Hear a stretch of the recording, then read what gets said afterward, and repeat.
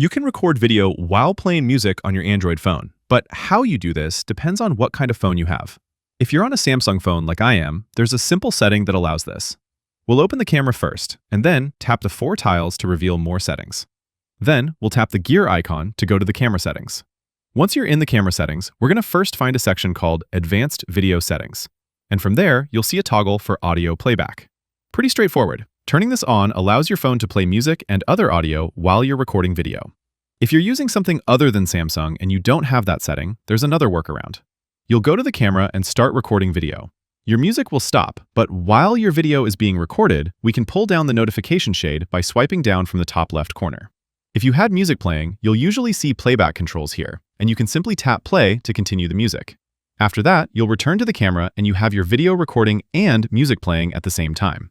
I have to mute the music when uploading videos on YouTube just to avoid getting copyright strikes, but this works really well. Click the like button if this helped, and subscribe for more easy guides like this.